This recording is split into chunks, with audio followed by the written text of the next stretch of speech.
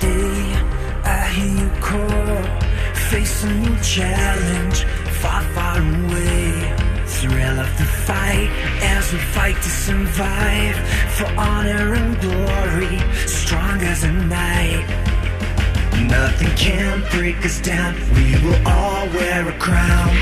We are unstoppable, we're proud like honor and shield. We are unbreakable, we're all invincible. Now they'll take on the world. We can fight, fight for our lives. When the world collapses all around us, fight like a knight. Join the fight, fight for our pride. Never want to strive for what you believe in is right. Zero to hero, immortal hero. Another day is dawning again.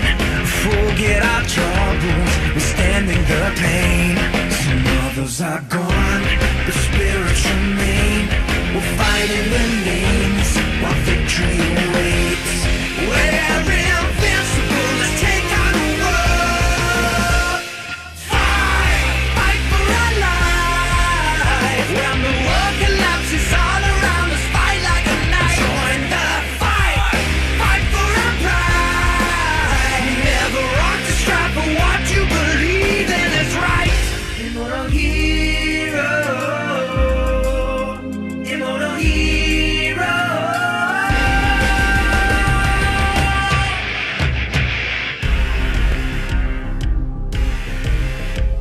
Immortal hero, immortal hero, immortal hero.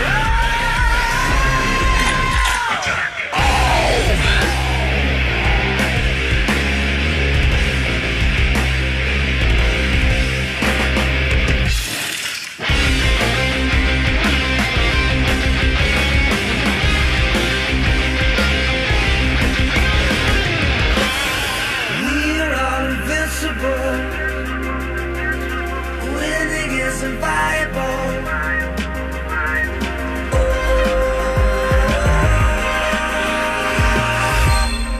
We can fight, fight for our lives. When the world collapses all around us, fight like a knight. Join the fight, fight for our pride. Never want to strive for what you believe in is right.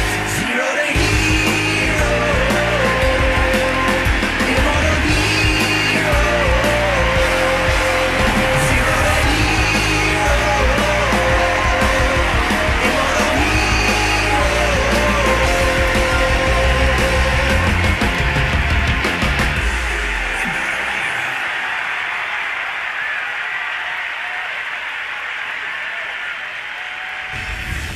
Today, heroes will be immortalized, and welcome back to the Mobile Legends BangBang World Championship M2 2020. And special thanks to our sponsor, Secret Lab, the award-winning gaming seats engineered for long hours of comfort and sitting form. Available in the Secret Lab official store in 8 major e-commerces in Singapore, or visit secretlab.co. We would also like to say thank you to PvP Esports, our partner in esports to turn your competitive gaming dreams into reality, where gaming lives. PvP Esports is Southeast Asia's one-stop platform for amateur and professional gamers alike. That's right, and of course, where are you if you're not really watching the grand finals right here for the Mobile Legends BangBang M2 World Championship? Do you guys know that there is an official live screening happening for the M2 in Singapore at Cathay Cineleisure Orchard? It's called MVP. And you'll be able to catch all the M2 action on the big cinema screen for this grand finals. There's still time for this best of 7 here. What's more, you can win attractive prizes when you take part in all the activities, as well as the lucky draw. MVP will be running all week long, and you can get your tickets at the Cathay Cineplex's website. You can also check out www.rg.gg/MVP to find out more. Shout out to our MLBB communities across the world, as well as in Singapore, watching at the Cathay Cinemas and US Sports Hub and Bukit Merah swimming complexes. Now, of course, my name is Contra. Our gentlemen on stage, we do have our casters, Leo, Gideon Q, as well as Butters. This is going to be the best of 7. The last time we crowned champions, it was EVOS Legends. Now, new chapter because we will have a new nations actually on the rise. It's between the Philippines as well as Myanmar to be taking all the glory. Will 2021 be the year of the Filipino or the Burmese? A new chapter is being written in history, and boy oh boy, my hands have never been more sweaty because we're all making history right here. It's so much more than that. I think it's not only are we making history, but this is going to be a new chapter for a lot of competitive Mobile Legends fans out there, now believing that everybody is able to become a champion, not just the Indonesians no more. And I think next year the Indonesians have so much more to fight for to regain that title. But for now, we got to focus on this very moment. Myanmar versus the Philippines. And for some of these players, this is the end of their 2020 season, so they want to end it with a bang. And what's the best thing that you can do rather than carry that trophy and become the best team in the world? Well, that certainly is a very big question here, but you know, other than carrying the trophy, first and foremost, they must carry not only the pride of the nation, they have to be pretty much disciplined in every single maneuver to be able to be called champions, because there are times teams such as Brand Esports or even Burmese Ghosts have been looked down upon, where people say, hey, it's an Indonesian domination back in M1. Looks like the stories have definitely changed in this chapter. Absolutely, and I think, you know, so many more things are going to occur here. And before we even get into this bout, I think it's good to shout out that, you know, these two teams have come on from a very long background, especially from M1 itself. The Burmese Ghouls making their debut in MSC, goes into M1, not having, actually surprising a lot of people there, but now so different. A lot has changed in 1 year. Let's have a look into the stage as we do have our hit marshal on the top of the podium, and of course Christina Ng will be the one in charge of making sure everything is in check, ready for our perfect best of 7, because we're expecting very long bouts of games in every single one of these matches. And let's also get our coaches in as we start off with Panda, who will be facing on a very formidable side, and from Brand Esports we got Ducky. Honestly, I have to admit, Panda is an inspiration to all people from Myanmar. He is, again, an absolute genius when it comes to the game. He knows what he's doing, but you also can't forget about Ducky. He's been leading this team, again, from the very beginning itself. As soon as it got reformed, he was the man who showed them the direction, and now here they are. Coach Ducky, looking at him right now, we're very close with him, but looking into his eyes, this is a different man. This is a man on a mission. This man is responsible for the hopes and dreams of so many people, and he knows that, and this is going to be the stage where he proves it. Yeah, and we definitely seen really great class being shown, not only from the coaches, the players as well. Of course, when they go into war, we do hear all the battle cries and stuff, but in terms of humility as well as respect, Myanmar side, Burmese goals have been showing so much of it time after time. I like how you say that, because all of the noisy or colorful matchups have already passed. This is as professional and as respectful and as honorable as it gets. These two teams, they understand that the other is so powerful and so strong that they got here for a reason.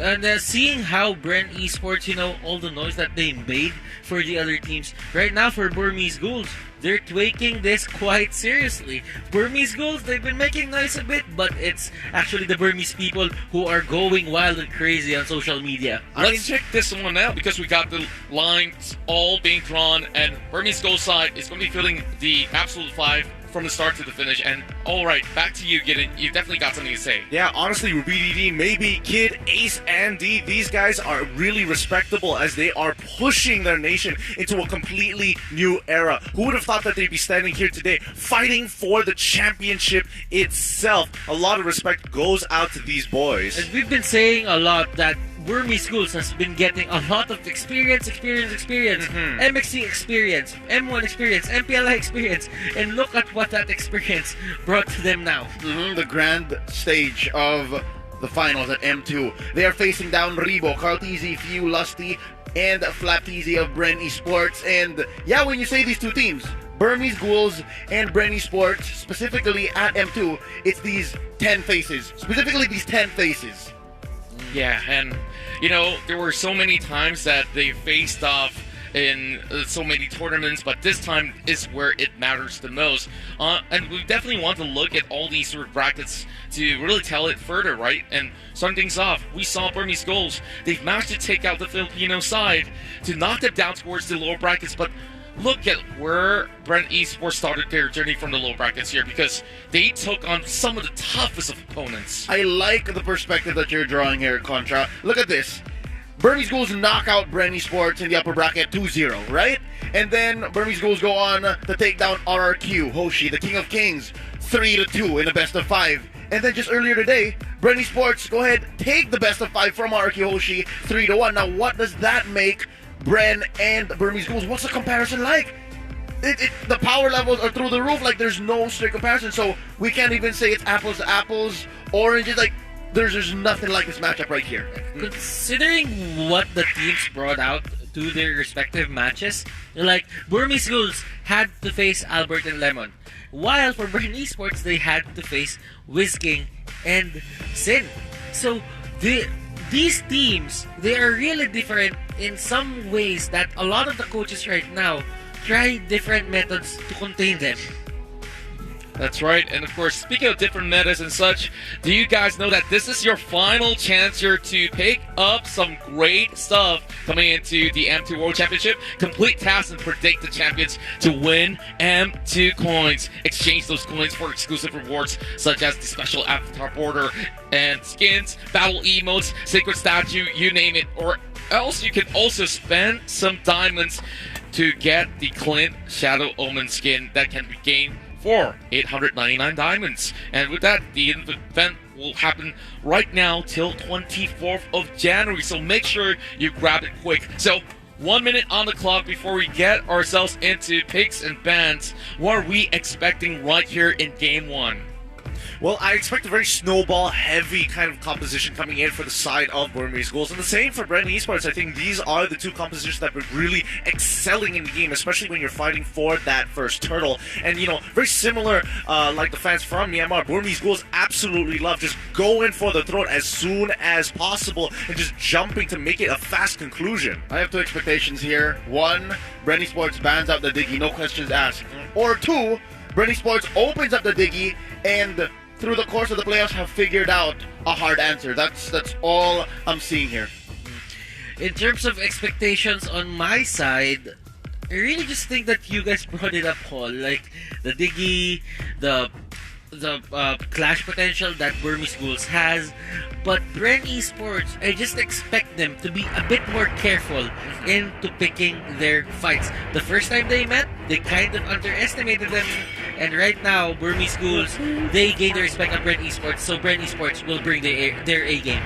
Yeah, speaking of A game here, immediately we do see some top tier bands immediately having this sort of ban in the form of Esmeralda as well as Melida being removed from play. Same goes to Brody. This is a consistent ban coming from every single one of these playoffs ever since the semifinals. Can we talk about the reasons why we're not seeing any of these picks? Oh, well, the reasons why we're not seeing these picks is because people have so much stock in them. And so far, this telegraphs Bren Esports has not figured out an answer to the Diggy. Just a no-go. Bren Esports, second ban of the game, takes out the Diggy already. Looking at how much CC and Control and big team fight ultimates are included now in this tournament meta, Diggy is great. Now, if you cannot create a meta or a new counter in one day, then just ban it out. It's the safest and it's the easiest answer to handle the issue here. But that does mean that it opens up another priority pick for the Burmese Ghouls later on. So Brent Esports, they're willing to take that risk saying, hey, we're going to have to get rid of this Diggy, and one way or another, Natalia might actually slip through our fingers, and we got to be okay with it. And that same goes with Sylvana, same goes with Yuzong, same goes for the Lapu Lapu. And one more name that I want to bring up in towards the list of heroes in the open pool is going to be the Yi Shin Shin, and we've seen some great numbers on the screen when the analysts as well as the hosts were actually chatting about it, and these are possibly the favorite heroes from not only Burmese Ghouls but also Brand Esports. Yuzhong, Burmese Ghouls, they still go for this. This is the hero of D that annoyed or just stopped Carl Teasy from getting his farm. But so far, we've seen an answer. We figured it out. Bren really likes that Baksha. Yeah, and I think Brent is going to be considering picking up the Baksha. Whether it's going to be first rotation or not, it's going to be interesting here because I would assume that Brent, at the very least, gets the Lapu Lapu and as well as the Baksha, and we'll have to see where it goes. But yeah, here comes the Baksha, first locked in for side Brent Esports, and their second pick, Matilda, instead. This is a very solid draft. This is what we saw when they went against our RQ Hoshi, and man, Flapteezy is the man that you're looking out for to protect the entirety of Brent Esports. And it starts from the early game where he just chases people down, making sure that all the entry points in towards the jungle will be cut off. So, in response, Burmese Goal now go in for both the Yishin as well as Savannah, which we've talked about earlier. This is what Burmese Goals have been looking for. And this is what the Baksha likes as well. Like, considering that Sylvana goes in with the Imperial Justice, that means everyone is gonna be at the same place. That means his ultimate is gonna hit more people, and that is going to be a lot of time for Bren to take down those people. Indeed, and now we're going to be heading in towards phase number 2. So get in. There's going to be 4 more slots for heroes to be axed away, and what should we start off with coming from Brent Esports? Well, I think the first thing you have to start considering is whether or not you can get wave clear in your kit. And if you can't go for wave clear, then you have to go for something with a lot more pick potential or the side lanes here, which both sides still need to figure out. So Brent, they're realizing, all right, we don't want to get harassed in the early game. We might not necessarily get that sort of wave clear. Brent decided to get rid of the Hilda.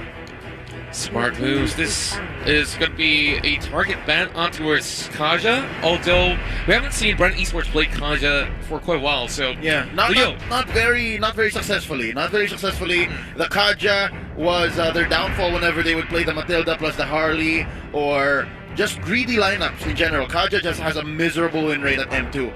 But right now, I'm guessing they need to choke out maybe, and as well, Ace. Oh, sorry, they need to choke out Ruby DD. Yeah, considering Brent Esports right now, how they're doing their draft, they're just banning out those heroes that will just stop Kartzi from getting farmed. But for the side of Burmese Schools, this is very specific. They know that Brent Esports would aim for Ace. They know that they have to protect Ace at all costs. Now, Kaja is one of those picks that just makes a lot of sense. A Divine Judgment is going to take down a lot of people, especially this is going to be a big threat if Ace just goes to the front lines. What about the Jawhead here? Because Jawhead has not been banned at the moment, and it's looking pretty good, and it possibly will be a point of contest. But Burmese Ghost is taking their time here, Gideon. Yeah, I would say either Jawhead or Chill, either or would be fine, but it looks like Burmese Ghost is going to say, you know what, as long as you don't have wave clear, I don't mind if you want to play for pick potential. Our macro is just going to be have to be a lot cleaner. So now Brent have the options here. Okay, I could look to get one of my side laners and go in blind, and that's not exactly the best against the Burmese Ghost, as we have seen many times before. They like to make sure that they have at least one winning side laner to play off of, and most of the time, that guy goes into the side lane. Yep. This is good. This is good. Brent Esports, I think they made the tough call of the lesser evil. What do we focus on? The counter for the tank? Or revealing our gold laner first, and then Burmese Wolves can finish up strong? I think the Burmese Wolves need another tank, and there's the Jawhead, and they need one more side laner. Butters. This could be. I'm actually lost for heroes right now in terms of the side of Burmese schools. It seems like they just play everything in the meta. Now, knowing them, they would just go for something with magical prowess or with a mage side lane. The Esmeralda was banned, so this is going to be a Harith. You're absolutely right, brothers. I mean, they wanted to go for Magic, and the only one that seemed viable at this point in time since that Lunox was banned was going to be the Harith. On top of the Burmese Ghouls banning out the Farsa as well. So, good call there. But finally, Brand Esports, now they have to make a decision here. Do they want to run a double marksman composition? No, they need a hero here for Lusty. Lusty needs a good hero, I'm guessing. Trusty Lusty Cho. You can also go ahead. Oh, yeah. He was looking at Atlas the other day, so Atlas would be okay. Oh! Good call, good call. Lusty! That's on the house. I'm here till Monday. Oh, man. Oh, boy. Oh, boy. It's like a little birdie just chirped in your ear and say, okay, let's bring in the Fatal Links. Oh boy, I can't wait. I can't wait to see how this game is going to go. It's very team fight heavy. Both sides have a great way to kind of scale in towards this game. Pseudo counters on both sides. Though I will say that the Burmese will have a much more powerful level 4 in comparison to Brent here, who is going to require to have to set this fight up in the right place at the right time. Whether or not they're going to have that kind of pressure, different story. I agree. Brand Esports needs to know when to not give that turtle. They should be fighting for this, and I think both of these teams are ready. These two teams definitely are ready to take each other on. Are you on the Philippine side or are you on the Myanmar side? As Burmese Skulls will be having this feed of a best of 7 against Brand Esports. We will find out who will be the grand champions after all of it. Starting from game number 1, we'll see how well will they adapt in the land of Dawn. It's your casters here on the desk. Butters, get in, as well as Leo. Welcome. All right, it's time to get the show on the road. And now, let's look at the lane assignments here because it's very important that they get the counter matchups on either side. And it looks like the Baxia is going to be meeting up his boy, the Yu Zong, down in the EXP lane, while in the gold lane it's going to be Alice and the Harith. Brenton going to be starting off on their purple buff, while maybe looking for the distraction. Ooh, this is maybe just looking for that ejector on the purple. He did take smart missiles, though. Oh, alright, so he's just going to try to steal, clear wave, bother them maybe. Going to be using the Cyclone Eye right on through. Flap Easy has lethal intentions, goes for the stun, misses, there's no damage here. But maybe at pretty low health, so yeah, that's the tank of Burmese Ghouls out of commission for now. I like the reaction of Flap just going in for that first kill, running over maybe. He forced maybe to use the flicker. There might be a pull yourself together on his side, but at least it goes down for a couple of minutes. I mean, interestingly enough, I'm looking at Flaptizi and I was thinking, maybe he's going so hard because he has the execute. I double check it. Boom, he's got the rejuvenate. So again, Brent is showing a lot of respect to the Burmese Ghouls, knowing that this is going to be all about that team fight. Yeah, Revitalize is super important in this matchup. Like, you want to outlast the Yu Zhong, and you want to make sure you're putting as many marks and making it as hard as possible to sustain a team fight. Now, Carl Tizi here has both of his buffs, so the initial thought of invading and making Kaltizi's life hard before the first turtle, the second minute of the game, is out the window for Burmese Ghouls. They have to find another way of attack. Now, we can see up on top, Rebo here, getting harassed a bit by Harith, and that is one of the things that the Harith can do. The flowing blood can be easily dodged by the Chrono Dash, so it's not going to be a problem for him. Now, Carl pulling that trigger on that Blazing Duet to clear the way. Yeah, he wants to try his best here to kind of just control the wave so that they have first priority on this turtle. You can see the rotation. Even Harith is heading, is making his way down towards that turtle fight. And this is going to be really big here because Burmese Ghouls, they've won so many of these just off of one turtle. This is Kaltizi going for the purple, and I do believe after Kaltizi pushes them off, they're going to go for this turtle. Now, that's Few going to be pushed in by Ruby DD. Oh, Kaltizi gets invaded in by Ruby DD, and that's going to be the turtle taken here by Ace, and there's not much Brand Esports can do. Flaptizi sure pops the Poison, but for so long, how can you survive this? Oh, he's still in it. That's a nice dash. He saves himself, and that's going to be just the first blood and the turtle. Oh wait, Burmese Ghouls they're not going to force it. Instead, just going to go for a few hits on the first turret. Great save coming from View there. If he wasn't there, at least then he would be going down and giving another kill over to the Burmese Ghouls. But this is what BG kind of play for. First turn, get that extra gold, make things work. Oh, here we go. Butters, check it out. And look at this, the unstoppable force will be forced, but still maybe won't go for the engage. They don't have their ultimates, they don't have their spells, and they are just forced to back out. It was a bit of a, let's say, they're trying to just scare out Lusty to not follow them. Well, what's happening here up on the top side? Looks like, I mean, both sides are kind of just eyeing for information, and especially Kid. There could have been an engagement there, but counting the numbers, 3 versus 2, not the best, so they have to pull back. They get some good damage onto Few for now, but how long can this last? Calamity Reaper being purchased by Ruby DD. Ooh, Mountain Shocker scouting out where the rest of Bren Esports are, and that's going to be Rebo. Just hit by 3. Smooth operator. Ruby DD is so far responsible for the 2 kills currently present for Burmese Ghouls. And Ace even stole the crab coin that Carl Peasy was taking on that top lane with the Mountain Shocker. So things are going great for the side of Burmese Ghouls. Maybe looking low. Oh, that's the first pick off. Few gets it. And this is some redemption for Bren Esports. Like, they can at least take the purple. And yeah, we are about 5 minutes in, 430.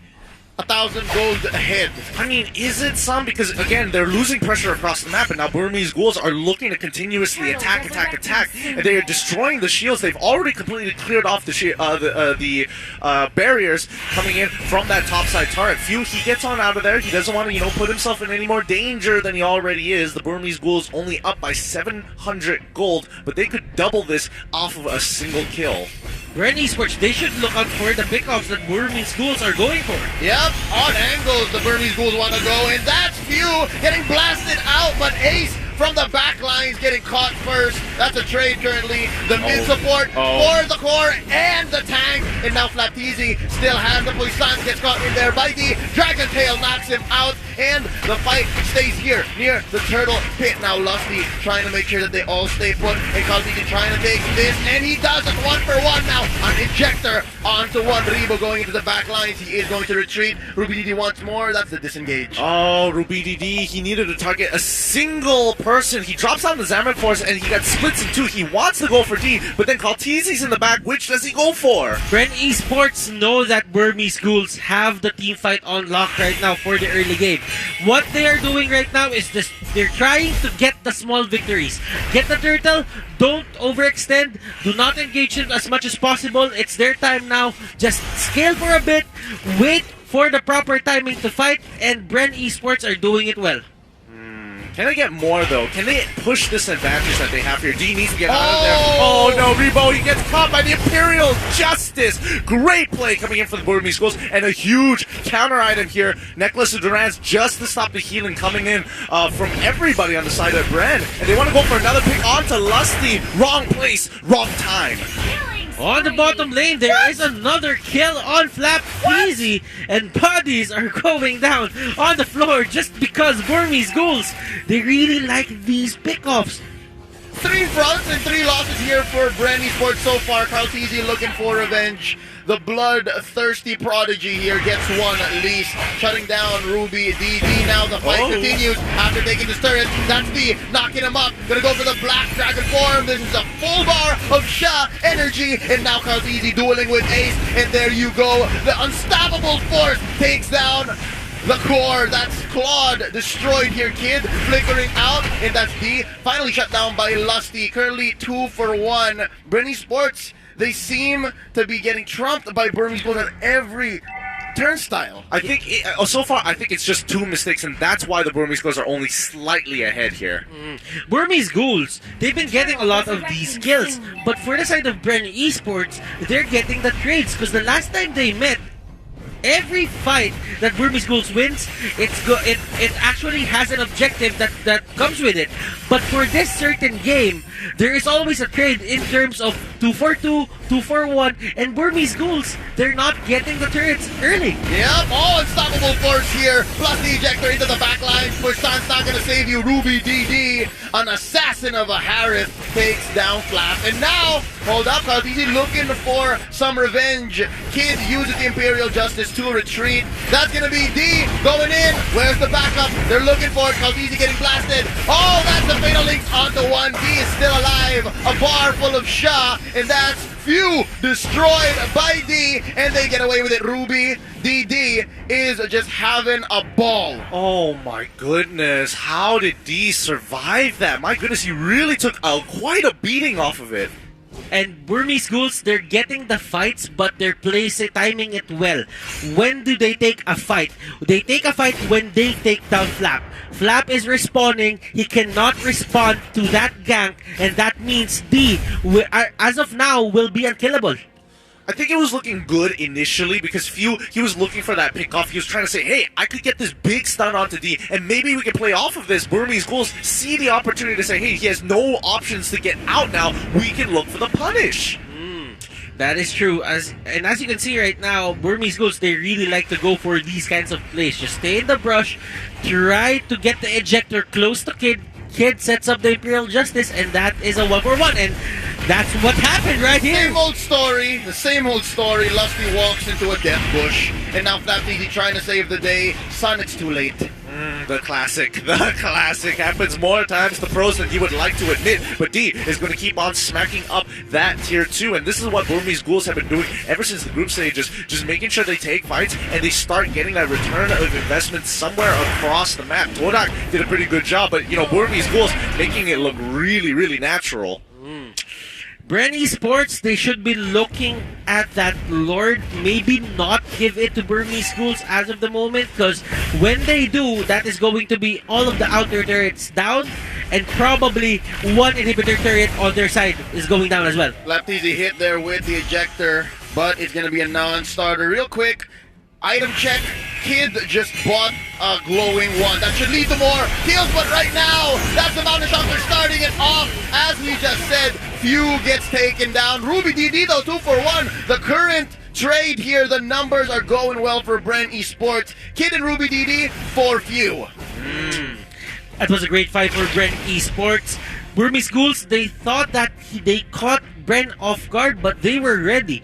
They knew that there was a possibility, a small possibility, that someone or two people are there in that brush, and it paid off for them. Yeah, and I mean, even Rubini D, he dropped down the Salmon Force to make something happen, but now the Burmese Ghouls looking to turn this fight on top of them to make sure they don't get the Lord, maybe in the back line, but he goes down almost straight away. Baptiste making sure he's zoning out Ace. They have a double kill coming in for Carlteasy, making it look real nice and smooth as the comeback mechanic is here, down 4K, now evening up the score to at least 1K differential and taking the lead. Oh no, the fight continues. Kid forced to retreat, Zaman forced it in by Ruby DD, but the damage has been done, words have been said, feelings have been hurt, and Lord is marching down mid. Nice engage there for the side of Kid. He might have bitten off more than he can chew, but Ruby DD saves the day. They cut their losses to a minimum. Check this gold graph out. At least we get a better idea, because again, when we were looking at the Burmese Ghouls, they were almost reaching that 5K mark, and that would have been a really difficult position to get, especially when it was about 7 to 6 minutes of the game. Now, things have changed, and they're looking to force it harder. Yep, they're pushing this mid lane turret. Mission accomplished for Bren Esports. Ruby DD takes a few hits from Lord. The swing of the axe chunking him off to about half health, and there's another push up top. Wow, how the tables have turned. Burmese Ghouls now feel the pressure from Bren Esports. And look at this, all turrets, all outer turrets for the side of Burmese Ghouls are going down, and for the first time in forever, I'm seeing Burmese Ghouls defend their own turrets. I mean, don't hold your breath for too long here. This is going to be the Lord power play. Red going to force the situation here. D trying to disengage the entire team to allow time and buy space for Ruby DD to drop the Salmon Force, and Bren Esports, they call it, they see what's going on. No, I will not let you choose this fight. And maybe he's not done with it yet. The Unstoppable Force is going to get punished with the Circle Eagle as the rest of Bren Esports push him back into the Toys Poissons as a recommendation to stay away from our jungle. That was a good move for the side of Burmese Schools, that they just wanted to catch one person for the side of Brent Esports and toss him back. Maybe just stall Brent Esports from pushing. But Burmese Schools, the execution right there didn't really work out for their side. Just because Brent Esports, they were ready and they know that that will happen. Oh, Flap Easy here, picked off by Ruby DD. They get their comeuppance, and it's not for free. Butters. Divine Crystal and Divine Glaive and Holy Crystal, not Divine Crystal, goes up for the mages here on the side of Brent Esports. Oh, D with that Black Dragon form, and we're looking for a big engage here. That's going to be the... the Blazing Duet takes down the kid with Few, putting in the last touch. Now D here, caught in no man's land. You are the odd one out. 2 for none here so far. Bren Esports turning the river into a wasteland. Right now, I have to give it to Bren. The re-engagements into these fights, especially when Burmese have the advantage, is pretty significant. Let's check out the items here. Butters, what are your thoughts? Okay, Athena Shield for the side of Lusty. That will help him survive Kid Sylvana. Rebo is on a roll right now. He has all of his items up. Winter Truncheon is there. Flapteezy is kind of having a hard time just getting his items. He has a Molten Core there just to clear the waves. For the side here of D, he doesn't have, let's say, a Blade of Despair just to add extra damage. Ace here still has 4 items only on his belt. I mean, with the items in the position that they are in right now, Burmese Ghouls, 39k to Bren's 43. Bren just hit that power spike. All Burmese Ghouls have to do, play this slow, clear that waves, wait until that Lord is up, and then play this stalemate where you're putting enough pressure to say, hey, I could look to contest you on Lord, and I might contest you on Lord, but as long as you are not finishing the Lord, we have enough time to hit our 42k power spike, and then that's where they're going to call it. Queen swings on Carl Teasy.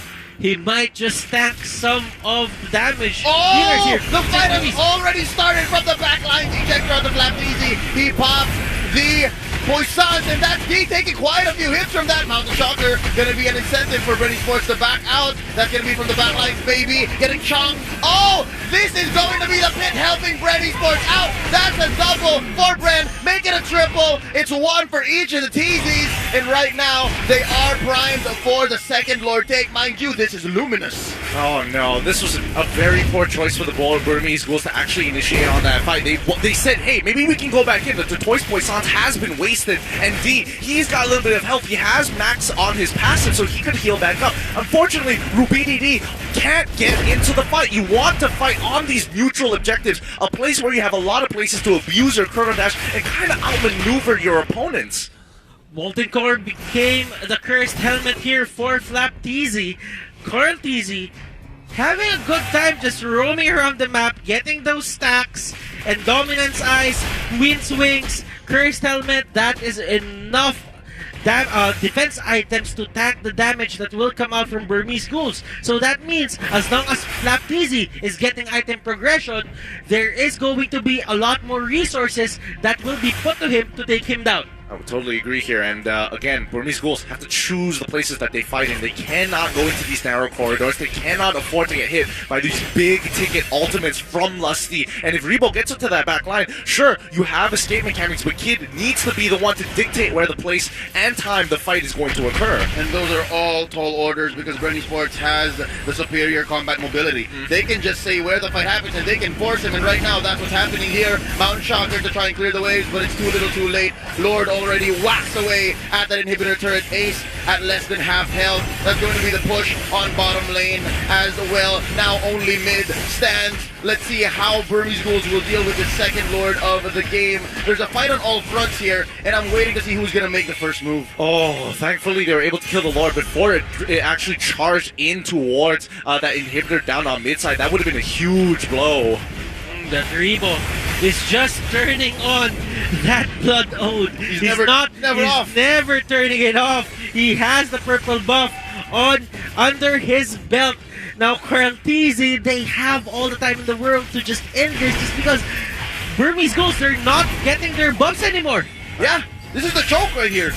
I mean, yes, you're saying it's a choke, but it's only 8K. They're only 8K behind. Burmese Ghouls, if they win one fight, they're even. And if they win that fight, the goal lead isn't going to matter at all once it hits that 53K mark. But then again, Gideon, if you are defending this hard, you take every advantage that you can. True, but that also means you have a safe way to farm. It goes both ways here. Bren need to find a way to catch the Burmese Ghouls off guard. And the Burmese Ghouls, if they get a little too antsy and they don't play disciplined and walk out and get punished for that mistake, Bren will end this game. There's going to be 92 more seconds, and Burmese Ghouls don't necessarily have to force anything. So far, these two teams have been acting like well-informed businessmen. They know the economy of their skills. They know what the timings are like. They know which heroes should be the priority. And right now, they know how much each buff costs. And that's what I'm trying to get at. The last time we checked, as you said, it was what, like a 7K, 8K gold lead? Just. But that's because Brady Sports has been on the choke only about a rotation of buffs in. But now, that's the second or third. And Burmese Ghouls, you see it. You feel that Ruby DD. You feel that Ace. They're just not dealing as much damage. For now, but let's have a look. I mean, they've got the purple buff, which is really important, especially for Rebo here. And now, keep your eyes on Kaltizi. When he has that orange buff, Burmese Ghouls might have to reconsider whether or not, who the hero priority is going to be here. And this orange buff, it's way too important. Legs pulls in two from the Burmese Ghouls, and the Mountain Shotgun does come out. But maybe he's trying to zone out the rest. And Kaltizi, he doesn't mind taking that damage as he goes on forward, but Rubini D is going to be the next on the chopping block. He tries to dodge it around with his Diamond Force, but it ain't going to be enough as maybe pulls backwards again. He can't do too much. He turns around with the Imperial Justice. Ace tries to go in and get the killing spree. He's got it down. Now it's a 1v3. He dodges right in between, sweeping and sliding, but Rebo finally joins the fight. This is looking pretty bad for the Burmese Ghouls, especially on game one. And Brent, they call it off, take their wins, and now they need to end this right here, right now. And this is going to be few trying to do as much damage as possible. Maybe here gets gone out. Ace gets gone out as well. And look at this. The burst down won't be there, but that is not going to be the main objective as the base of Burmese Ghouls go down. That's game one taken here by Brenny Sports. Chalk one up to the Filipinos. And Butters, how perfect you called the very last moments. This is a different Brenny Sports. They don't need that game one pickup.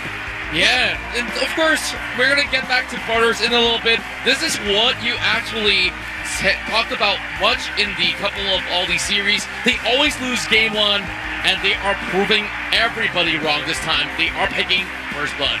Yeah, more importantly, that First Blood, it really made quite a difference, didn't it, Butters? Yeah, I mean, in terms of the pacing here, the First Blood was good, but at the same time, Burmese Ghouls, they still played their game. They had the perfect early game. They got the first turtle. They got what they wanted. But the thing right now, the difference right now is Bren Esports, they really thought about how to handle that pressure. They always go for the trades. BG, they are not a team to take risks. So that means if you get the trade on them, they won't be pushing as much because they're not playing as 5. Well, I think at this point, I do agree with that they don't necessarily take risks here, but I think looking at the draft, there is that big issue with that Boxia, and I think we have enough of a data pool to say, yes, Boxia needs to be reconsidered and needs to be banned out, and you want to get rid of the Esmeralda as well, things that regenerate with that health, so at least you have a way to deal with it. That's right. We're going to be talking a lot more about every stat as well as picks as we got our analysts on board. Take it away, LaFell and Wolf. What a wonderful start to our best of 7 matchup. Thank you so much, casters. My name is Wolf, and I'm with Lavelle. We're going to be analyzing that match. You know, they were talking a little bit about the draft. While I agree that there are some draft issues for Burmese Ghouls, I think they also played this well. But unfortunately, Bren Sports, they were better planned in this particular game. What do you think about that? So, since this is the Grand Finals, I will actually look at it a little bit more critically, where I feel like both of these teams both equally made mistakes. Where early stages in the game, where Brand, okay, maybe they wanted to scale a little bit to the mid-game before they start taking the fights, but it seemed like they were not sure what to do and how to respond to what BG is doing. And the same thing happens to BG later on in the game, where, alright, the early and the mid stages, they look pretty good, but then when it starts to matter in the terms of team fight, they have some big mistakes. Like, I don't think we'll be looking at any clips, but the thing is, Yu Zong, as we can see, when he goes in his Black Dragon form, he takes too much damage. And the thing is, we will look at his itemization and see why that is so. And the last thing is that when he lands, he doesn't successfully hit any knockup. And Brand, they just kite and then they just go back in. You know, night and day, I would say, from the performances of the playmakers when the mid-game did happen. This is why I feel that my personal MVP is Lusty for this particular game, because his playmaking alone trumps the initiations coming out from Burmese Ghouls. Because if you think about it, Sylvana and Joyd and the Yuzong, they made a lot of questionable calls in the mid-game. But let's talk about the items. One thing I want to point out is Few, with this first item, Durance, he picked this up about maybe 5-6 minutes, and that is so crucial for Bren Esports. As the mid-laner for Bren Esports, he's able to just help his teammates kill people in the mid-game. I just appreciate whenever teams are playing the Baxia composition, they just have a Necklace of Durance early or a Daily Blade just to make sure that no one in the enemy team can ever sustain. That's right. Now, look at Yu Zong's itemization. He is mostly on MR. He is mostly on Magic Resist. There is no armor coming from the Yu Zong. And every time he goes in, he is always kited by the Claw. The Claw just goes back. He uses his artillery to get more stacks of move speed as well as attack speed. And the damage that Yu Zong took, he could not handle. And Sylvana and Jawhead. Sylvana, in my opinion, had more catches than the Jawhead, where the Jawhead is more like a scouting kind of player, and he did not do much of the initiation. And even if it did, it didn't mean that much in the grander scale of the game. Just like you said, comparing Jawhead and Lusty with the Atlas did so much more. You know what? We always talk about the scaling potential of the cores. Why don't we talk about the scaling potential of the supports? Because I think that their damage might not be scaling, but the impact of their initiations, there is a lot of difference. Like, for example, Sylvan and Joy, they're really good when it comes to the early game pickoffs. But in the late game stages or the mid game stages when it matters most, Atlas obviously trumps it. And I love the way how FlatTZ played it. And wow, okay, this guy is not gonna go.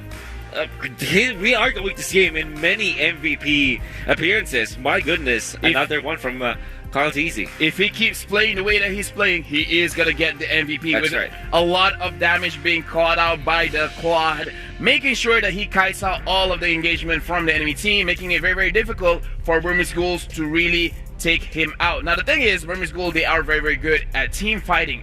But as you said, throughout M2, Brand is the kind of team that downloads the strategy from the enemy team and then learns from it. And the thing is, we've seen before that Burmese Ghouls are really good against Brand, but now Brand is the first one to get point. And you know what? This is a very smart take coming up from Kaltizi, picking up that Queen's Wings and that Athena Shields.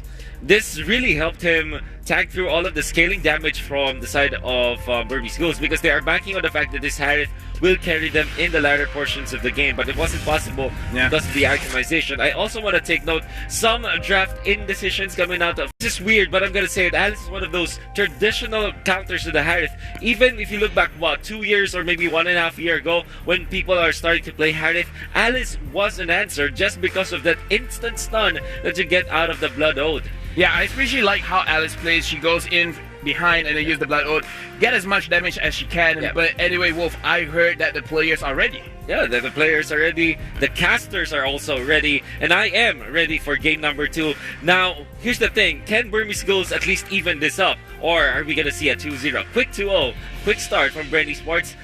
Let's ask the casters. Thank you for the breakdown, Wolf, as well as LaFell.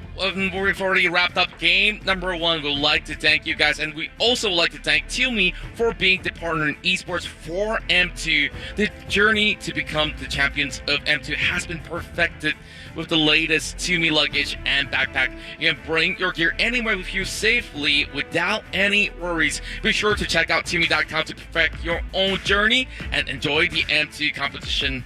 And wow, so much on the line right now. Mm-hmm. We There's would so much to also say. like to say thank you to an established distributor of many well-loved consumer brands in Asia. That's SUTL Group. They are proud to be the 2021 member of the MLBB Partners in Esports for Fiji Water, Egg Chong's It's Cups, and Mountain Dew. To find out more, visit www.sutl.com. That's right. You can also catch the live streaming of the mega event Mobile Legends BangBang M2 World Championship 2020 held in Singapore for free on MeWatch. A total of 12 teams from 9 different countries are competing for this $300,000 US. And wow, I'm pretty sure it's either Burmese Goals or Brand Esports that will be taking the biggest of this chunk. Gideon just awkwardly stared at me and winked What? Didn't see it. while you were doing spiats. With meaning? What's going on? Honestly, we need to talk about the meaning of these upcoming games here because again, Burmese Ghouls as well as Brent are really going at each other as of right now. However, I do think with this stop of momentum here, and we did see this previously in that best of 5, Brent with just a little bit of momentum can get this ball rolling, and I think the Burmese Ghouls have 2 options: either they shut this down now, or Brent is just going to keep on going. You're going to see cleaner, faster, more efficient plays. Yep. For Burmese Ghouls, they should start winning by the time Game 2 starts. Because the thing is, fatigue is a factor for these kinds of tournaments. Now, if you can drag a game, maybe it could be a 1-1, 2-1, 2-2 setup, or each... Talk about scores. That is probably gonna make Brent Esports a bit more tired as the games pass by. A battle of attrition. And when you're tired, you try to make those decisions that aren't really the best for your team anymore. So it could be an advantage that Burmese Ghouls need to take. Yeah, and speaking of which, they definitely try to do as much as they can in the early games to actually go in for those sort of picks, and definitely it worked well by getting a couple of kills, but it's the choke points in those team fights that actually cost them a lot. They win in the jungle, they get caught. They try to contest for a Lord, they get caught. So, very big elements coming from Brent Esports. Is this something that Brent Esports can stick to, or something that Burmese Ghouls need to look at the picks and bans? I think so far this Brent Esports that we're seeing in this best of 7 is a different one than we've seen all playoffs, all M2, right? They start strong here again. Not wasting any time. Usually, we know them as like the underdog that will lose game 1 and learn, and then they'll take the rest of the series. But yeah, Butters, you were saying This is probably Brent Esports battle scarred. battle Battle scarred Brent Esports. No, I was gonna say they went through a lot. What were you gonna say? yeah, I was gonna say that this Brent Esports has unlocked the Ultra Instinct. Like, they know what they're doing and they're in a state of flow. Yeah. And they just have to keep going. And it's up to Burmese Gold to stop them. And it's not on Brent Esports anymore. Yeah, and you know what? That happens when Battle Night comes on. That's right. Speaking of Battle Nights, today we're pleased to announce the launch of the new anniversary season of Magic Chess Blazing Hammer. The new adventure awaits you as it will officially begin on January 30th, and the new upgrading system blessing the little commander and map, all synergies revamped, and free trial of advanced skin awaits you. Battle Night 10 out of 10, Butters 3. You know what? You know what? Just let me put a scenario. In some of the animes that we have, Oh, okay. All right. okay, I'm listening. there is a progression. Uh-huh. All right. So when you have that progression, you get beat by the enemy team first. Then you learn a lot of new techniques. Then you meet new adversaries. Then you get to the final boss. Okay. And that's what happened to Brent Esports right now. This is a new Brent Esports just because of the games that they had to go through. Wait, are you saying this is Brent Esports' story? This could be, or this couldn't. This could be not, because the thing is, it all depends on them on how they execute. So far, M2 has been eyes on Bren. True enough. Because of the noise that they make. No, it's just the way that they climbed. All right, boys. You gotta give some room for Gideon. He's giving me some awkward stares. A little confused. I think me and Era are gonna take this away with a little bit of a hot take here, because again, Yeah. Bren gets knocked down to the lower brackets, and you know, Burmese, who put them there? Burmese Ghouls. They're like, hey, by the way, we can knock you down, Peg. Right. Just Yeah. real quick. And I agree. after that, they're having one of the best upper bracket runs of all time that no one had seen coming. RRQ gets knocked down. Omega gets knocked down as well. And it's not that big of an issue, but I will say that both teams have definitely taken a couple of, you say anime arcs here, but I really hope it ain't Pokemon, because Ash doesn't win any tournaments until later on. So please, don't use anime references on Bren here. You might just jinx it. Okay, we're not even getting there right now. I'm going to be controlling the situation before we get to Butters as well as Leo. So, Brent Esports permanently banning away that Diggy. They definitely don't want a situation with the Survey time journey being popped up in those big fights that they're trying to win. So, Natalia, Esmeralda, Matilda, what do you guys think? Yeah, rounding back into the draft here, this reminds me of the RRQ situation with Bren Esports. As soon as Bren Esports has proven that on an even battlefield, when you have access to what the standard metagame dictates, and even if you go off and go pick up what Wolf would like to call the sisters, right, with the carry in the core role, Bren still got you figured out. So right now, it looks like they want to play a fair game and force Burmese ghouls to face the wrath of their momentum. And remember, this is a best of 7, so anything can happen in terms of drafting, and a lot of things will be adjusted as the games go by. Now, for Burmese ghouls, I agree with Gijon. They shouldn't forget what they did on the first time they met. They beat Bren Esports clean 2-0.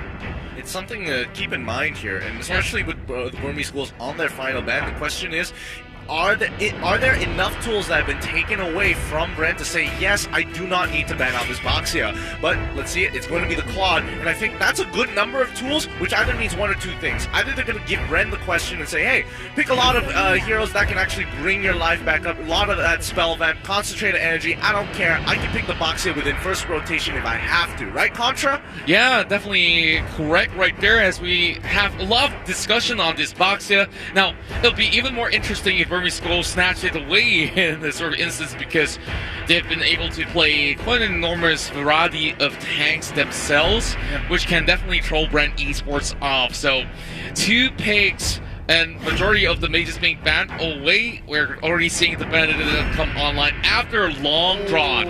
Alright, so yeah, we did miss out on the Benedetta. She made it through. And this time around, I think Baksha would be safe. Baksha would be safe because that's Yu Zhang picked up right now by Burmese Ghost, so they can give Flap Teasy Baksha and then figure something out for Carl Teasy. There it is, the Yusen Shin. A stable pick, it's going to give a lot of vision. Think about it. Well, it is expected at this point. I don't know, I'm sorry. I'm still surprised sometimes. I've been doing this so long. The little things I understand. Okay, in comparison of the exchange, we do see Atlas. Yeah, okay, so let me get back to my point with Brent Esports. They have the Yisun Shin, they have the Selena. They have a lot of vision in terms of the map. Now, they can telegraph where Burmese Ghouls is going to come from as long as they place those well-timed mountain shockers and those abyssal marks, make it in deep on the jungle side of Burmese Ghouls.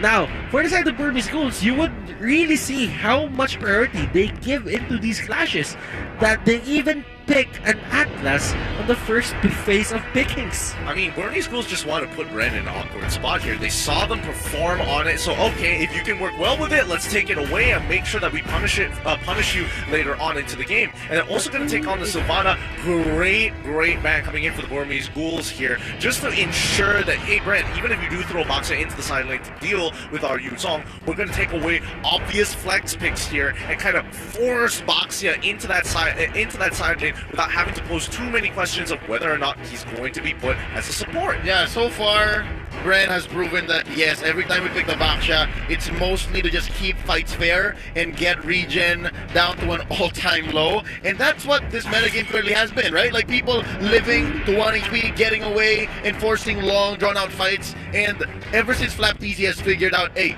I can be bold with this, I can just force people into fights and win duels even, then yeah, it's all the better. Hayabusa banned out here by Bren Esports. They're starting to out Ace. Yeah, and Ace is running low on these sort of alternatives, and they definitely know how to target ban the right hero here, and forcing them to actually go the marksman route in towards the jungle. Do you think this is going to be a smart move coming from the side of Brent Esports, Gideon? marksman route, I think at this point in time, going the marksman route is your safest bet here. And, you know, making sure that you have the Yishin on your side for the side of Bren, that's totally fine. But the Burmese ghouls, they still have options like the Wanwan. Banning out the Alice, kind of giving me the vibes that Wanwan might be the option that that Burmese ghouls want to first pick. Now do keep in mind that Benedetta jungle is still a thing. Exactly. That is the same adjustment. Let's say that Bren Esports just goes ham on taking out these ace heroes. That Benedetta could be good as his. Mm-hmm. And we know that Burmese ghouls can adjust. They were known to play non-tank lineups as well. Yeah, and from the side of Bren Esports, they have taken note that the Lunox is also up for grabs, which is such a strong DPS hero that can be brought online. And with that, you know, this is going to be the first pick in priority of Ace. Yeah. Let's talk about it, Leo. I think Butter's point was true, because if you choke out Ace, yeah, again, they can just throw Benedetta into the jungle, but they switch it up. They say, all right, kid, check yourself before you wreck yourself. We're going to take away the Lunox from you, but who's still on deck there? Farsa still out there? Harith's still out there. Harith's still out there. Ruby DD was going, whoo! Pretty hot. I mean, he's definitely got some moves. I think the question is whether or not they can scale. Yep, they go for something that scales naturally with level progressions. Right now, this just tells me that this is going to be a Benedetta jungle. Like, no priority whatsoever in the fourth pick. If you were ever thinking of getting an assassin to the mid lane or a marksman, that should have been that slot. Yeah. So I think they're just throwing no caution out of the wind. Burmese ghouls, they're going to play it hot and loose. Bren Esports now forced to finish their lineup last two picks. Farsa here, gonna go on to Rebo from the side lanes. And of course, it's all Trusty Lusty's Cho. Yeah, I think this is really smart for the side of Bren, putting in the Farsa into the composition, and then going for that offlane Cho, or arguably even the offlane Farsa as well. Even if Burmese ghouls want to pick up the Wanwan here, it's like, but then you're up against someone you can't really bully, and then what's the point, right? Yeah, I definitely want to talk about this one, because this Cho's intention is to get that Veil or even the Benedetta if he can get anywhere close to it. So there's a lot of all these layers when it comes down to team fights coming from the side of Burmese goals. And to add on top of that layer, it's really Roger that will be giving them so much of that sustainability and damage in late game. Okay, it's good against the Baksha. It answered the Baksha just because of the percentage damage that he has when in Wolf form. He can dive in for the Selena, he can dive in for the Farsa, and it really gives a lot of Bren Esports positioning problems throughout the entire game. Yeah, I don't know. I'm looking at this draft. I'd say it's rather interesting here, but Burmese ghouls draft. This is the first time I'm seeing their draft and thinking like, man, this is a pretty hard to execute draft in comparison to Bren Esports, and it feels like a change of pace. Yeah, definitely a change of pace, and of course having a little bit of that scalability definitely helps the side of Burmese ghouls. But you know, Bren Esports is that team that will press you on from minute one, and that might just be the trouble for the side of Burmese ghouls. But well, Butters, this game, I'm pretty sure there's a stance coming in, but I'm liking what I'm seeing for both sides. Yeah, it's just hard to execute for the side of Burmese ghouls, but Bren Esports still has something simple, so let's see. That's right, ladies and gentlemen, we're going in towards game 2. Bren Esports 1-up. Burmese ghouls still looking for the first point, and casters, please have the floor. Well, thank you, Aaron Contra, my friend. Now, the reason why I'm saying Burmese ghouls have a more difficult composition naturally is because of what they have in the lineup. But more importantly, we saw previously when they were up against RRQ. RRQ was like, yes, we want a hard-to-play composition. Burmese ghouls, I like it simple, and I like it effective. They have 2 executes on their side for Burmese ghouls, and it really makes a lot of sense just because they want to take Flap TZ as fast as possible. Get his HP on that threshold, press that, and just rinse and repeat. Yep, and they want to do it to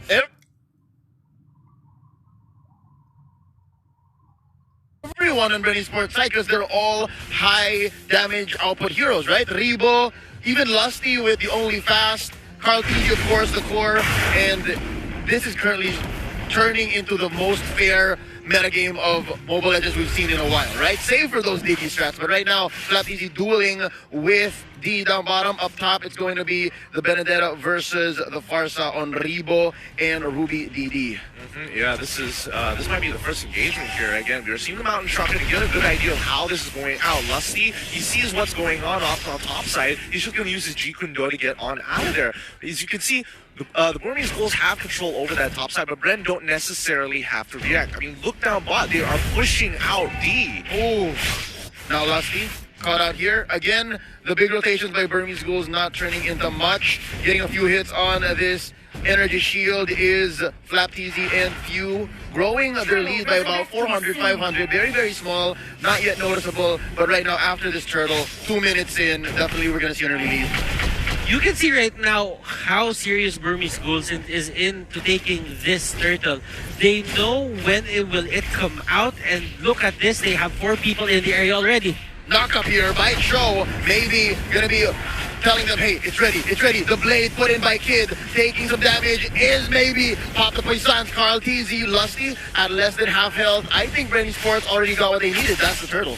Yeah, and I definitely think it was a little bit of a macro mistake coming in for the Burmese Bulls, where they were making the call thinking that they were going to get invaded, but instead Bren Sports take the advantage of this and go for the turtle, because again, look at D, he only just hit his level 4, his wave was already pushed in. They realized, oh, we're at a level disparity, only because they were able to push D out at the 2nd minute of the game. Small decisions like this make a huge difference, and Burmese Bulls will not take that risk. Now, Lusty is just staying in the brushes. He knows that he needs to find where maybe is gonna come from, but Carl TZ is just farming well, different from the start of game number 1. Here we go, Way of the Dragon already on top of maybe to get the first pick of the game. First blood goes through, a quick follow-up with the Abyssal Arrow here, and Burmese Ghouls, again, they are just pulling backwards and not trying to be too aggressive, and these picks are going to hurt them at the end of the day, considering what their lineup is. Now 3 minutes, 30 seconds in, all heroes on the map have their ults. So now fights are going to get more interesting. Engagements are going to be almost all in, and if not, somebody's going to be counting, hey, this guy spent his ult, we should go for a move. Now, Electro final blow here by Ruby DD. Gets caught in by Few in that bush. Oh, Ruby DD wants more. Level 6. Here comes the rest of them. Nice arrow to scout out the bush. That's going to be Carl Easy charging up this arrow. Gets a few hits in. Mountain Shocker from the back. Here comes Lusty. Way of the Dragon. That's going to be the Fatal Links by Maybe. And the fight is happening underneath the turret. That's going to be Ruby DD, the first casualty. That makes Kid the second. That's Rebo getting double. Maybe is next. He coming in with the black dragon form, and Carl Easy is in his face. That's gonna be Flapteasy coming in. No regeneration for you. 4 for none currently, and Ace is the lone survivor, dodging that arrow by just an inch. And right now, he has no choice but to go down. The wipeout delayed by Bren Sports. They take it nonetheless. Burmese Ghouls, Bren Esports, they're playing each other's game. Bren Esports went to the territory of the side of Burmese Ghouls in terms of playstyle, and now they are serving the pain to the side of Burmese Ghouls. Now, Leo, I know you were very iffy about specifically the Selena and how it's supposed to be executed here. Few legitimately won that entire fight, landing one of the most weaved through Abyssal Arrows to make sure it landed onto Ace. Full 3 seconds of lockdown, allowing Lusty to control the fight. But again, another one will occur. Same way with the Way of the Dragon, but I'm a believer. Ladies and gentlemen, Maybe gets knocked out. They trade out for Lusty, but it's worth it because it's a 3-4-1. Ace bites the dust. Now, back to what you were saying. This was yesterday, man. This was yesterday when the win rates were on an all-time low, and Ruby DD barely gets away with his life, spending his entire kit. I have this hunch that Ruby DD was looking at the map, just staying there, and he forgot that Bren Esports was still in the area. I mean, look at Carl TZ. He has literally 100% kill participation. 4 kills, 5 assists, making sure that that Mountain Striker is getting maximum value. But check this out. The way that they initially started, Few is ensuring that every single time he doesn't necessarily need to be there. He just needs to stop the follow-up after the abilities occur. So, Fatal Links, whatever. Oh no, you're going to be throwing your rocket in? That's when I'm dropping the arrow. You also have to look at what Joe did, and Benedetta gets caught out. It's like he dashed into the arrow as well. Great conditioning here by Brent Esports. Oh, he get another! Carl Teasy takes down Ace and maybe is running for his life. That's a double for the Prodigy. I don't need the Lancelot. Y'all gave me the YSS and now Kid flickers back. Oh my goodness, if you would see the fights, how they happen. Lusty and Q, they're just playing out of their minds. D here getting control, the arrow thrown out. D will escape, but there is a cut there by Lusty. And that is going to be another takedown. Favor the side of Bren Esports. My goodness, Few is just, I'm not gonna lie, there's not a few games where there's not a few games I would like to admit it, but this one he's kind of smurfing. He really is kind of smurfing here, and Burmese Ghosts are playing so nervous around him. You know, Gideon, I get your point. I'm not a fan of the Selena 50-50 hit or miss as well, but for Bren Esports, if it works, it works. Numbers don't lie. If you're sitting at 13-1 at 7 minutes in, about 7K ahead, and you leave your opponents running like that, and you're drawing lines with the arrow, I couldn't ask for more if I was Bren Esports. But the Burmese Ghouls, they must be sweating it right now, because I think after this last turtle is going to be Lord. What do they need to do? Do they need to take less fights? Do they need more defensive? Because they've already lost all their first-tier turrets. They need to start playing a lot more safer. They don't need to get caught out like this. The real big threat is going to be Lusty and Q, so as long as they have eyes on them, they don't necessarily need to do these aggressive plays. And Burmese Ghouls, once again, want to try and make this aggressive play happen. Oh, here we go. The fight has already begun with the turtle being taken out at the right second. Now D getting caught out in the middle of 3. That's going to be the Poissons in here by Flap Easy, stopping the regeneration. Oh, and we're going to see a triple. Are we waiting for it? That's maybe down by Rebo, and Ace is running away. Oh, he's not going to survive. That's Flap Easy getting him on the rollout. And right now, Bren Esports is feeling it. They could convert to a massive scale. Maybe 2 turrets, maybe 3. Who knows? They're unstoppable in this state. I'm starting to get more and more disappointed. This isn't the Burmese Ghouls that we know and love. This wasn't the same team that played yesterday. They are playing scared, and not only that, they're making terrible decisions. Right off the bat, they're not playing off of the power spike. They could have waited for the 22K mark. Instead, they give another 5K over to Bren Esports, a full turtle, and another turret. At this point, Burmese Ghouls are just putting more nails in their own coffin. This is not what I wanted for them. This isn't the team that we know and love. Burmese Ghouls, they need to find a way to stop this bleeding right now. Flap Easy is just zoning out everyone. Even D cannot stand in front of Flap. Flap is level 10, D is level 8. Huge gap here, huge gap. And the fact that Flap Easy knew that D was there went their way, because he knew that it was the only thing left. And if anything, I'm sure he could have forced the Black Dragon form and wasted it for the next team fight. But right now, Ace!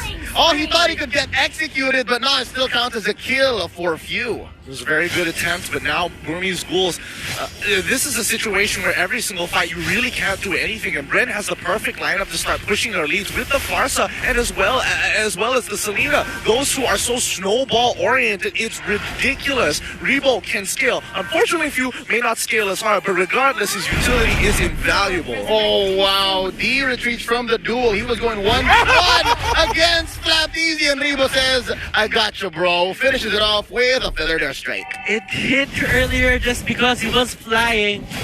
But still, that is going to be a Lord attempt going to the side here of Bren Esports.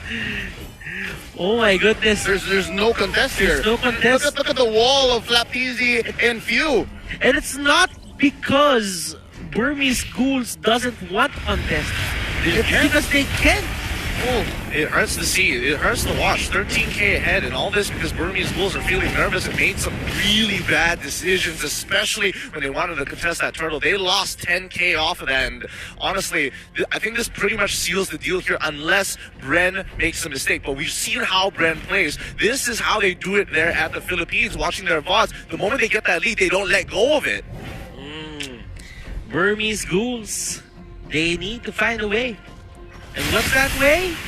Just wait for Bren Esports to make a mistake. But Yeah. how long can you hold on? Brandy's going to force you to answer. Here we go. Feather Air Strike here by Rebo. They know now after 3 fights that have just gone sideways, they know that, hey, let's not force it. I know we're under our base. I know that there's certain. Hold up! Lusty with the Wave Dragon. Ace gets eliminated. That's going to be the trade. So Kid takes the show down, and now Ruby DD is feeling his life is in danger. And yeah, that's going to be the push onto mid lane. The inhibitor has been taken down, and they're sieging up top as well. You know, considering the situation, this ain't too bad, but now the Burmese Bulls, it's an all or nothing push here as D tries to get another pick onto Kaltizi. They're trying their best. Ruby DD goes down. The killing spree puts Kaltizi in perfect position, and now this was their last attempt to try and go for a fight, and Brent is able to stand up tall. They're going to take all the inhibitors and force out the Burmese Bulls to take one last fight to ensure they put the last nail on the coffin in this game. Oh, 2 defenders now, 3 in comes Ace, but there's no way taking this inhibitor with them. They're not keeping it, that is. I'm wondering if they can finish here. Benny Sports, they're all here, all 5. Brandy Sports, they're gonna try, but there are a lot of buffs onto the side lanes, and they're just gonna go for the all-in. Yep, Kid, take it out here. Kaltizi barely surviving. The shutdown onto Flaptizi. Oh, Ruby DD feels it. He can shut down Kaltizi. And indeed he does. He execute. Pops the Yusin Shin, shutting him down 9, 1, and 8. Hold up, Rebo and Lusty. They're not dead. Oh, what an alley-oop by Few from down south. It's just D left here to defend, and I don't think he can do it. Black Dragon form. He's gonna try. He's gonna try. He's going in for Few, and he knows that there's a wave here. Feathered Air Strike by Rebo. Feathered Air Strike by Rebo. Lusty knocking him up. There's some shy energy, but it's not enough. That's the wipe out. We're waiting for a wave of minions, and here's one defender. Here's Kid. What can Kid do? Flame shot here by Few. He's gonna knock him up in just a matter of time. Ladies and gentlemen, Brandy Sports takes game number 2. Back-to-back wins scored by Brand Esports of the Philippines, and the Myanmar side could not respond to this call. Like what Butters mentioned here, they tried to even go in for those sort of objectives, but they understand they're a little bit too far behind after a couple of all these fights. And considering how things are going for the side of Burmese Bulls, they need to go back to the drawing board. It seems to me that they forgot how they beat Bren Esports in the first place. Now, if they expected Bren Esports to just come here and play the same game as they did on their first meeting on the upper bracket, they're gravely mistaken. They should find a way to stop them at this point. Personally, the way I look at it, the draft absolutely fine. I mean, Burmese Ghouls should have been able to win on this draft. It really came down to a couple of macro decision makings that really hurt them at the end of the day. And Bren, they saw these mistakes. They're playing nervous, so let's keep on pushing through. And right now, Burmese Ghouls, I don't know whether the nerves are getting to them, because this is absolutely not what we saw in the group stages, in the entire upper brackets. Where was that confidence? Why are they shaking now? It's really tough to tell what's the reason behind this, and this is the very first time in any major event that you are seeing Burmese Ghouls in the grand finals itself. MPLI, we saw Brent Esports pretty much getting their hands pretty close by, but hey, it was Alter Ego that snatched it away. So this is a wealth of experience in terms of an offline setting, or you could say a grand final setting. I think at this point, Alter Ego is out of discussion. It's That's right. These two teams, these titans of nations that are now on top of the Mobile Legends BangBang world, right? This is Myanmar versus the Philippines. Indonesia had their time in the sun, but yeah, right now I think we're going to need the help of our analysts to break it down. That's right, players got to get comfortable, so do we. We're going to pass it over to LaFell as well as Wolf to just talk about this. Commanding victory once again from Brand Esports, getting the 2-0 start here at the Grand Finals. My name is Wolf and I'm with LaFell. We're going to be analyzing that game number 2, which was kind of interesting because this really looked like it's not Burmese Ghouls. That's at least what I saw from that match. But how about you, LaFell? What do you think? I agree. And in this situation, sure, people can just say, all right, maybe the dig pick is that big for Burmese Ghouls. But right now, I'm going to look behind the camera, you know, in a situation in the player's head. This is the grand finals. It is a best of 7. The nerves could be going to them because the thing is, perhaps their shot caller is being pressured a little bit too much, where it's being pressured a little bit too much. I'm so sorry. But either way, this is what I'm trying to say.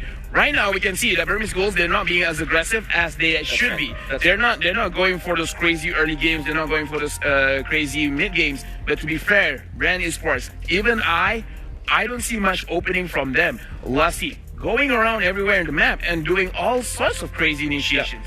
I want to say that it is true that Burmese Ghouls, they don't like they're in their mojo right now, right? Because we know that they are so aggressive and they were performing well when it comes to team fights. I also want to add, Joakim asked me if Burmese Ghouls will be warmed up and ready for day. It seems like they're not. Well, Brand Esports, they look like a well-oiled machine. They are also incredibly steamy at this point because of how on fire they are. I want to say 5-0 and 17 on point with all of those arrows. Yeah, and honestly, it's not just with those arrows. Like, looking at the drop from Brand Esports, this might be the drop to fight against Burmese Ghouls. Let's look at what they have. They have Selena, they have the Yusin Shin, they have the Cho. 3 of these heroes are actually very good in terms of opening the map. Selena with those abyssal traps, she can open up those bushes. Yusin Shin with the Mountain Shocker, hey, where are you guys? I know where you are. And Cho, when Lusty's using it, he is pretty brave going into those bushes and like, alright, are they here? No, they're not. Let me check the next one. And again, Farsa as well with the Feather S-Strike. Even just to be safe, just open the Feather S-Strike and then just hit every single bush. In this kind of situation, Burmese Ghouls, they are not playing their game just because they are very, very preventive, because Brand Esports, their drop, the map is always open for them. And you know, and for Brand Esports, the clashes are always opened up by the playmakers of Brand Esports. And if you think about it, every single hero just synchronizes with each other. I love the fact that whatever kind of combination you make for Brand Esports when it comes to their killing squads, it will net to kills. For example, let's pick up Selena, Yusin Shin, and Baksha. There's kill potential in there. If you just pick up Farsa and Selena, there's also a kill potential there. Cho, in combination with Kalkizi, also a lot of kill potentials. You know what? Kalkizi scored 9, 1, and 8 with this Yusin Shin, and he also dealt so much damage into turrets, 10-2 when it comes to turrets. But if you compare that to Ace's performance, 0 and 7, including that suicide at top lane, this is just night and day when it comes to comparison of the carries. And looking at the carry, my goodness, when will we get enough of this guy? 9, 1, and 8. Man. To be fair, right? In this game, it actually could go to anyone. Few did so well, Lusty did so well. So in this kind of situation, yes, Carl Tizzy, he's the star of the show. He dealt the damage. He maintained his position to make sure that he can deal damage while being very, very safe. But again, in this kind of situation, anyone from Brand Esports deserved the MVP, because that is one of the cleanest games that they had in terms of mechanical skill, where we see a lot of times Lusty going in and all of those arrows hit, all of those Feather S-Strike hits, all of those skill shots, they hit. And in terms of the macro as well, it's very, very difficult to gank them just because Brand Esports see everything. Man, this is a game that I will actually give to you.